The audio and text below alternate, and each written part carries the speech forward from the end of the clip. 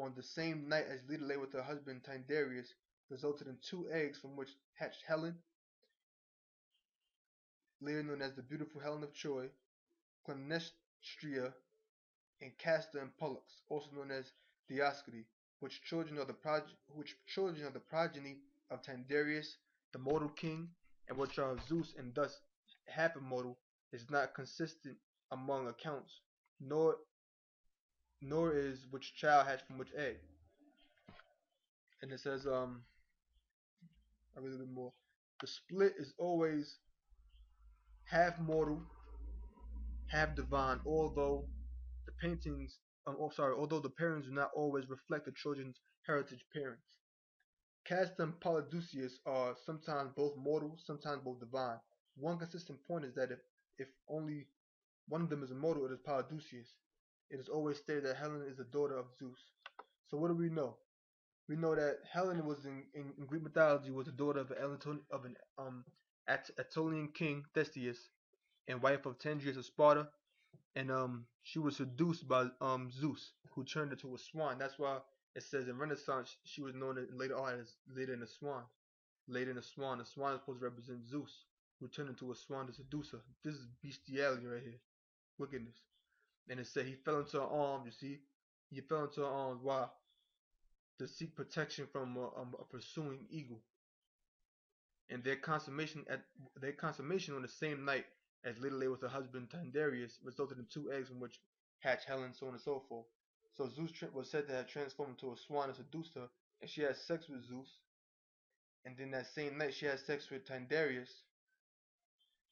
and which called and which made two eggs, which made a uh which resulted in two eggs, which hatched those children, Helen of Troy, Clymnestria, Castor, and Pollux.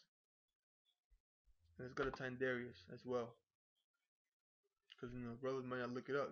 You gotta look it up for them.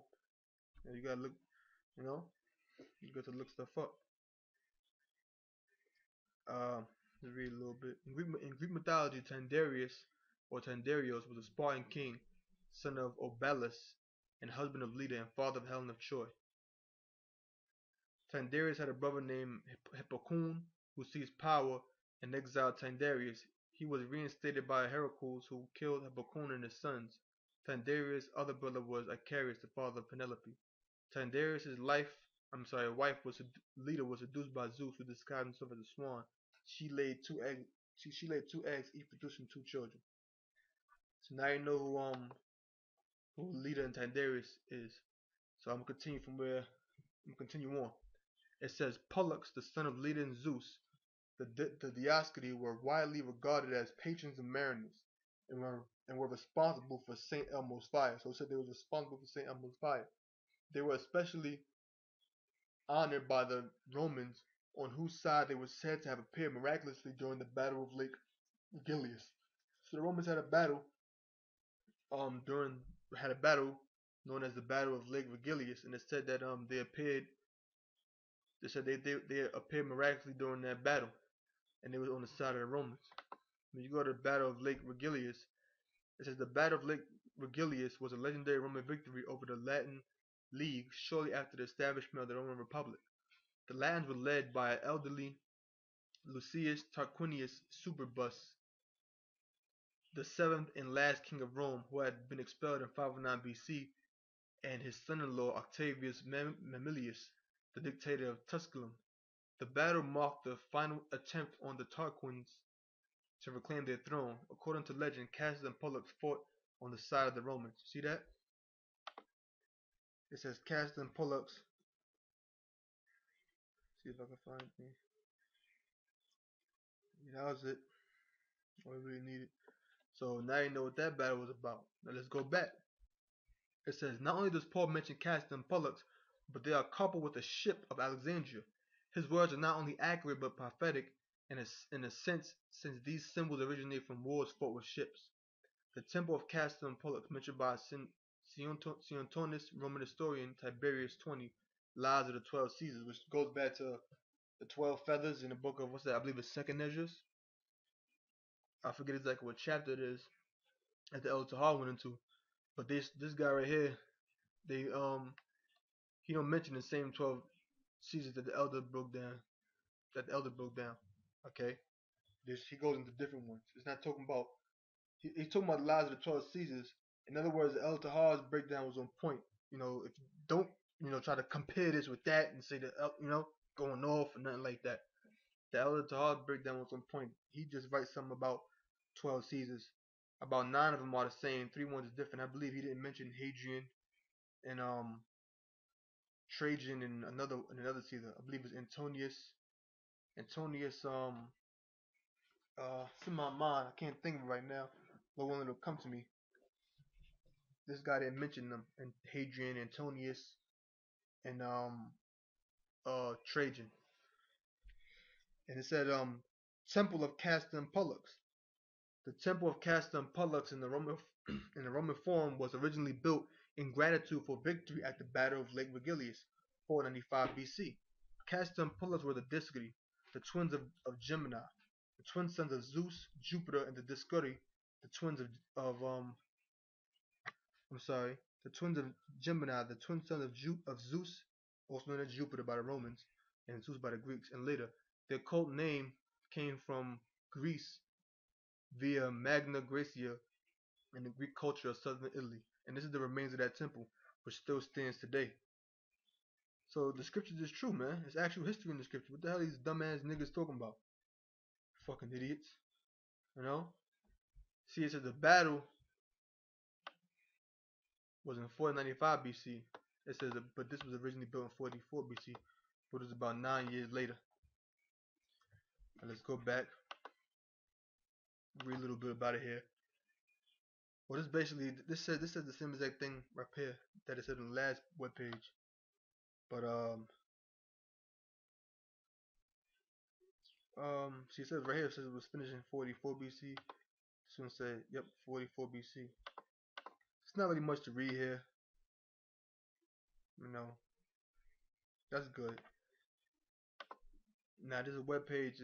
That was Wikipedia, by the way, as you can clearly see. There's another web page. You can look at it up here. It says, the twin brothers Castor and Pollux. Maybe if you type that in, it should pop up. It says, bleon1.wordpress.com. It says the twin brothers Castor and Pollux. After Paul had suffered shipwreck on the island of Malta, Acts 27 verse 39-44, Acts 28:1, and went to there, he continued his trip as a prisoner to Rome. Luke writes, after 3 months we sailed in an Alexandrian ship whose figurehead was the twin brothers, Zeus' sons or son of Zeus, Castor and Pollux, which had wintered at the island. Make it a little bit bigger, his brothers can't see it. Acts 28:11. This says New King James Version. That's what the one we read. It said Castor and Pollux. It didn't say twin brothers, because we was reading the King James Version on the blue letter. It says the twin brothers were the mythical Greek gods assimilated by the Romans, Castor and Pollux, sons of the god Zeus. One son of Zeus, other son of Tyndareus. If I'm pronouncing it correctly, yeah, Tyndareus. Jump down. It says the Net Bible notes, or the twin gods, Greek, the Dioscuri, a joint name for the pagan deities Castor and Pollux. It says it says that had the heavenly twins. So I guess it supposed to mean sign. That had the heavenly twins, because the scriptures tell you it had a sign, Castor and Pollux. It says sign heavenly twins as its figurehead. The twin brothers Castor and Pollux, known collectively as the Dioscuri, or heavenly twins, were the twin sons of Zeus and Leda, according to Greek mythology. The Alexandrian ship on which Paul and his companions sailed from Malta had a carved emblem or figurehead of these figures, and they would have been the patron deities of the vessel. Castor and Pollux were the gods of navigation, so on and so forth. And you had a man named Epictetus, and he wrote the discourses. I believe I went to Epictetus. In fact, I didn't go to him before.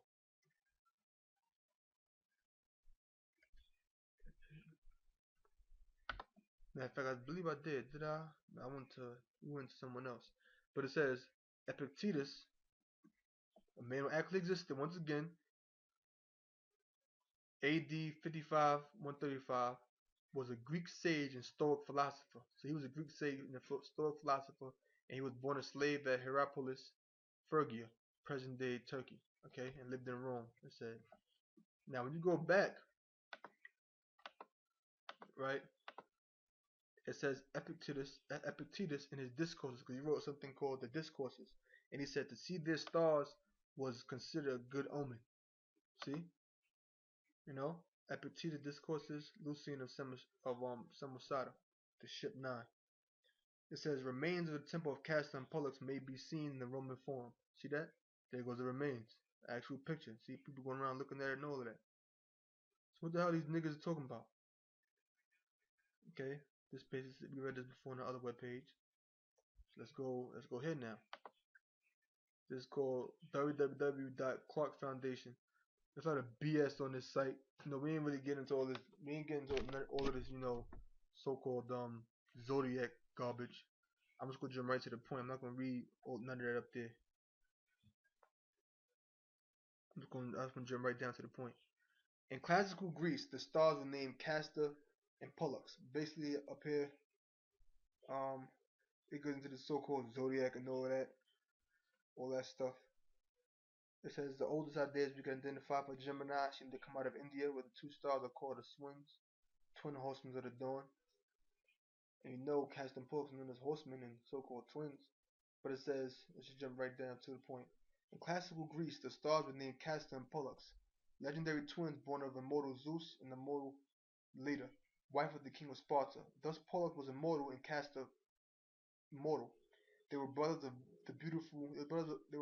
beautiful Helen of Troy, for whom the Trojan War was fought. The twins were known as well-educated, strong, and daring, yet gentle lads, who became healers, physicians, and protectors of mankind. They were among Jason's crew of Argonauts in the quest of the Golden Fleece. On that voyage, a fierce storm threatened the mission, but abated as a pair of stars appeared over the heads of Castor and Pollux. Since that time, seamen have called upon the brothers for protection from peril, and the eerie lightning phenomenon, sometimes called Saint Elmo's fire, which was said that Christopher Columbus had seen, has been thought of as the spirits of the twins playing in the sails, a good omen for sailors. Castor, a horseman, and Pollux, a boxer, fell in love with beautiful sisters who were already betrothed to suitors. The twins challenged and slew their rivals, but Castor was mortally wounded. Overcome with grief, the immortal Pollux would have committed suicide in order to be with his brother. But this was impossible. In the end, why? Because he was immortal. In the end, Zeus placed both their immortal souls together in the sky as symbols of brotherly love, the precept they had so gallantly demonstrated throughout their lives on the earth. See? Romans called the stars the twin brethren and associated them with the principle of brotherhood considered to lie at the foundation of their empire. In Egypt, they became Horus, the